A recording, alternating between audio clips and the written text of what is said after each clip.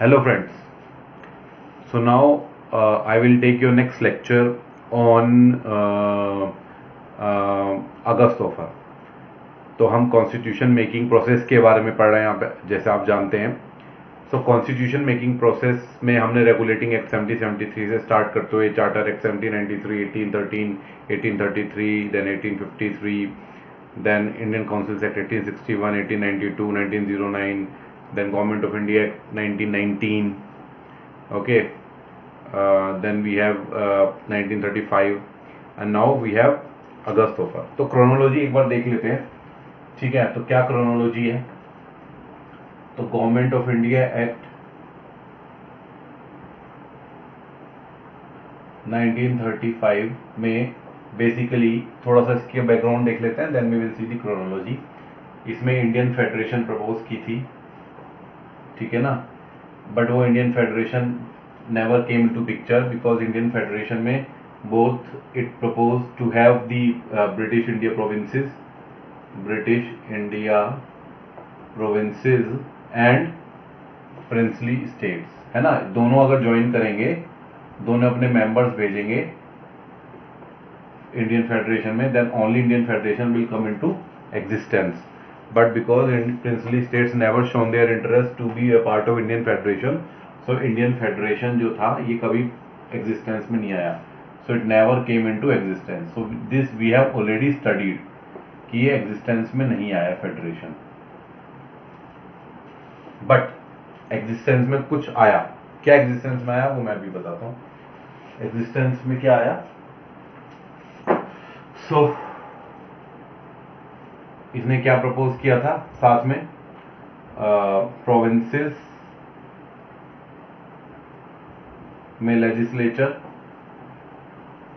जिसमें से 6 legislature bicameral propose किए थे,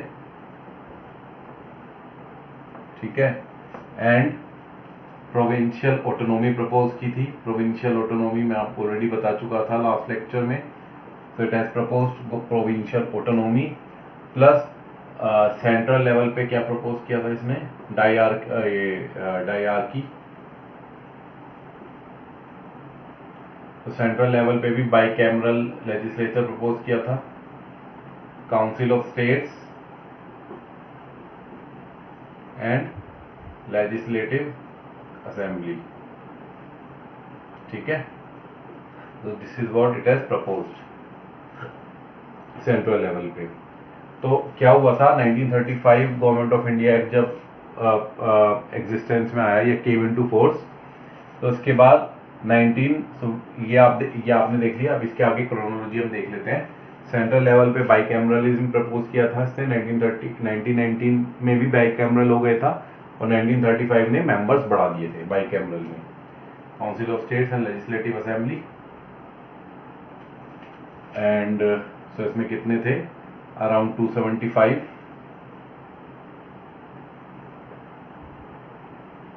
एंड इसमें भी कुछ थे, I don't remember the exact figure, but इसने मेंबर्स की संख्या बढ़ा दी थी.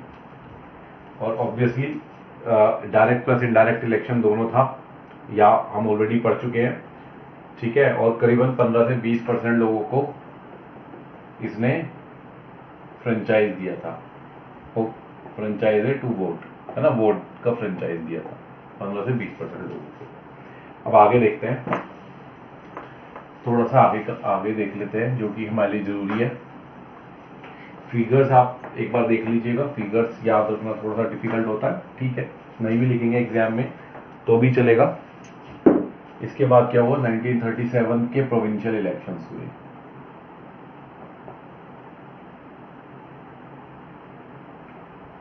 under the framework of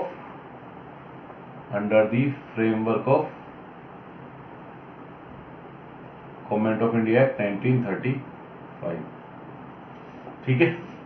और प्रोविंशियल इलेक्शंस में 1937 कांग्रेस और मुस्लिम लीग की तो बहुत बुरी स्थिति हुई थी. Very bad performance. Exact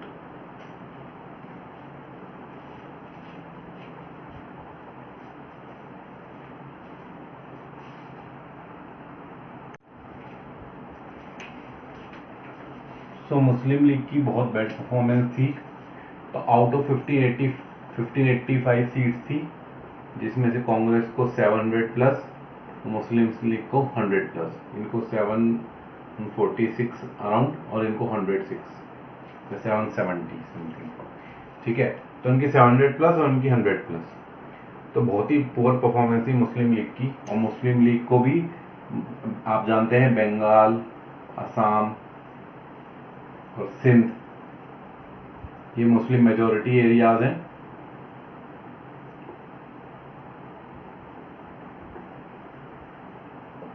then Balochistan, NWFP, तो यहाँ पे तो कांग्रेस ही जीत गई थी। ठीक है, यहाँ पे मुस्लिम लीग ने अपनी सरकार बनाई थी, बट वो भी गठबंधन में। बालूचिस्तान तब तक प्रोविंस नहीं था जिसमें इलेक्शन नहीं हुए बालूचिस्तान में। ठीक है, तो बहुत ही पुअर परफॉर्मेंस मुस्लिम लीग की थी इन 1937 इलेक्शंस। तो मैं आपको क्यों बताना चाहता हूँ ये पॉलिटी में, वो मैं इसलिए बताना चाहता हूँ क्योंकि जब मुस्लिम लीग ने देखा कि उनकी इतनी पुअर परफॉर्मेंस है, तो मुस्लिम लीग ने अपनी जो ये चाहते थे, मुस्लिम लीग पाकिस्तान एक सेपरेट नेशन ये चाहते थे, तो उसकी मांग इन्होंने तेज कर दी। वो तेज इसलिए कर दी क्योंकि इन्हें कहीं ना कहीं लगने लगा था कि मुस्लिम का भला इस देश में तो नहीं होगा, सो वेलफेयर नहीं हो पाएगा माइनॉरिटीज़ का, मुस्लिम्स का in India, so they want a separate state Pakistan. ठीक है, पाकिस्तान का इवन रेजोल्यूशन भी पास किया था 1940, मुस्लिम लीग का सेशन था, तो उसमें पाकिस्तान का रेजोल्यूशन भी पास हुआ था। ठीक है, तो 1937 में कांग्रेस की बहुत अच्छी परफॉर्मेंस थी और कांग्रेस ने इवन अराउंड 11 प्रोविंसेस थी, तो 11 में से 8 प्रोविंसेस में कांग्रेस ने गवर्नमेंट स्टैब्लिश की थी। ठीक है, तो कहीं ना कहीं कांग्रेस, मुस्लिम्स ने भी कांग्रेस को वोट दिया था मेजरली। ठीक है, उसके बाद क्या हुआ जो हमारे लिए जरूरी है, 1937 प्रोविंशियल इलेक्शंस के बाद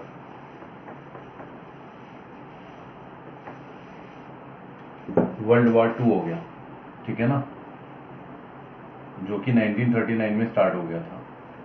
और ब्रिटेन को, क्योंकि ब्रिटेन अलाइज का पार्ट थे, तो ब्रिटेन को आप जानते हैं बहुत ज़्यादा कैजुअलिटीज़ एंड बहुत ज़्यादा loss of man power and loss of property, वो काफ़ी कुछ इनको ब्रिटेन को उठानी पड़ी थी। तो ब्रिटेन चाहता था कि इंडिया का सपोर्ट ले लेना चाहिए युद्ध में, क्योंकि वो इसके कई कारण थे। इसका मेजरली, क्योंकि ज़्यादा डिटेल हम हिस्ट्री में पढ़ेंगे, बट क्योंकि हम पॉलिटी में देख रहे हैं, तो मेजरली आप जान लीजिए क्योंकि बहुत ज़्यादा कैजुअलिटीज़ हो रही थी। ठीक है, जापान से, इवन जर्मनी की वजह से और इटली की वजह से, तो ये चाहते थे कि इंडियन फोर्सेस भी पार्टिसिपेट करें वॉर में, या फिर ब्रिटेन फोर्सेस को रेस्ट मिल जाए और इंडियन फोर्सेस को वो आगे बढ़ा दें वॉर में। तो वो चाहते थे कि इंडिया को अपने साथ वॉर में लेकर आया जाए, यानी कि इंडिया को पार्टिसिपेट कराया जाए वॉर में। ठीक है, और इवन इसमें फ्रांस का भी, ये जर्मनी का बहुत ज़्यादा इशू की वजह से, जर्मनी का बहुत, मतलब एक कहीं ना कहीं हिटलर का आप कह सकते हैं, कहीं ना कहीं ब्रिटेन को कहीं ना कहीं डर था कि जर्मनी कैप्चर करता जा रहा है एशियन कंट्रीज़ को, तो कहीं ना कहीं उनको लग रहा था कि इंडिया कहीं ना उनके हाथ से निकल ना जाए। तो इंडिया को अपना स्ट्रेंथन करने के लिए, अपनी position, to consolidate their position over India, they have introduced August offer. ठीक है, और कांग्रेस तो मांग कर ही रही थी पूर्ण स्वराज की, और साथ में कॉन्स्टिट्यूशन बनाने के लिए मांग कर रही थी कि सेल्फ अपना कॉन्स्टिट्यूशन हम बनाए। अभी तक तो ब्रिटिशर्स ही डिसाइड कर रहे थे इंडिया का कॉन्स्टिट्यूशन, तो अगस्त ऑफर इंट्रोड्यूस किया इंडियन को प्लेकेट करने के लिए, इंडियन पॉलिटिशियंस को 1940 में। अगस्त क्यों? क्योंकि अगस्त में आया था ये ऑफर। इसके माध्यम से तो हम थोड़ा अगस्त ऑफर देख लेते हैं। अगस्त ऑफर में क्या कहा,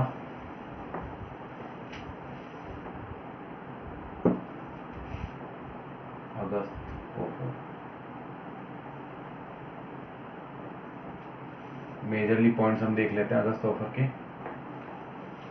एक तो इन्होंने प्रॉमिस किया टू मेक और to confer dominion status to India, ठीक है, dominion status to India after the war, और if India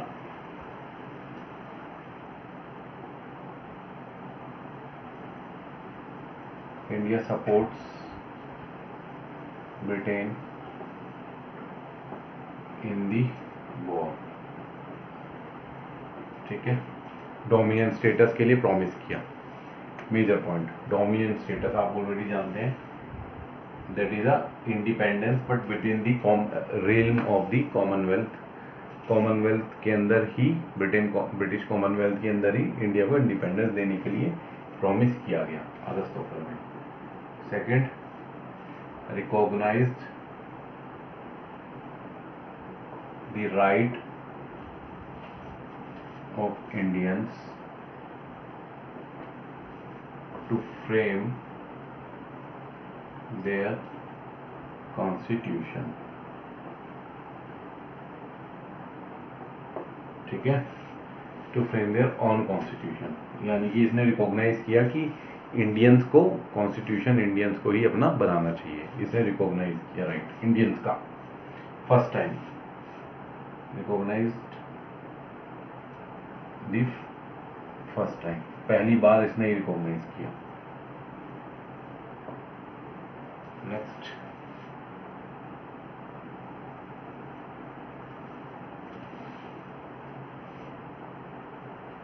to set up war advisory council after the war advisory council, third point. Next,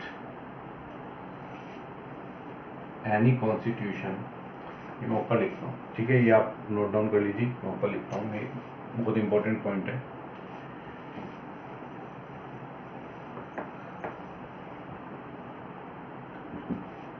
any constitution so made, जो भी constitution बनेगा, can be adopted, adopt तभी किया जाएगा only if only with the concurrence of minorities और approval of minorities. Minorities के approval के बिना या कॉन्करेंस के बिना कोई भी कॉन्स्टिट्यूशन अडॉप्ट नहीं किया जाएगा, ठीक है। इसका मतलब वीटो पावर टू मुस्लिम्स को वीटो पावर दे दी गई थी इसमें, मुस्लिम लीग के लिए plus point,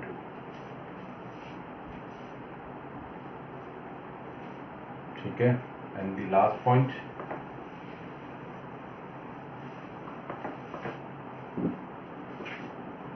viceroy executive council to be Viceroy Executive Council to be reconstructed with participation of Indians, with Indians का participation to be increased, Indians का participation Executive Council में increase करना है। However, the defense should be there in British hands only, defence तो British के hands में ही रहेगा, but इसको रिकंस्टिट्यूट करके या रिकंस्टिट्यूटेड इंडियंस का पार्टिसिपेशन बढ़ाना है, ठीक है, बट कितना बढ़ाना है ये इसमें नहीं बताया गया था। तो ये अगस्त ऑफर में ऑफर किया गया था। तो आप देख लें कि अगस्त ऑफर में काफ़ी कुछ प्रॉमिसेस की गई थी। मेजर प्रॉमिस क्या की गई थी कि कॉन्स्टिट्यूशन बनाने का जो अधिकार है वो इंडियंस को ही देने की बात की गई थी। यानी कहीं ना कहीं एक संविधान सभा का निर्माण करने की बात कही गई थी, बट संविधान सभा का निर्माण कैसे होगा वो नहीं बताया गया था। ठीक है, वो क्रिप्स मिशन में हम पढ़ेंगे, आगे बताया गया था। तो दिस इज, तो अगस्त ऑफर में कुछ अच्छी चीज़ें ऑफर की गई थी, बट समाउ कांग्रेस हैज रिजेक्टेड, क्योंकि माइनॉरिटीज़ को जो वीटो पावर दे दी थी, और मुस्लिम लीग को भी ने भी रिजेक्ट कर दिया था। उसको खुशी तो हुई थी, बट पाकिस्तान मांग रहे थे, वो पाकिस्तान ऑफर नहीं किया गया था, तो उनको भी निराशा हुई थी इस अगस्त ऑफर से। ठीक है, तो अगस्त ऑफर दोनों पार्टीज ने रिजेक्ट कर दिया। तो ये यहाँ से हमारा मेजरली इंडियंस के हाथ में आने की शुरुआत हुई थी कॉन्स्टिट्यूशन मेकिंग की, जो जरूरी है हमें पॉलिटी में समझना। अगस्त ऑफर बहुत इंपॉर्टेंट है, जो कि 1940 में आया था। ठीक है, after second world war. So this is all about August offer as far as the importance of August offer in Indian polity is concerned. In the next lecture we will study the Cripps mission. Okay, thank you.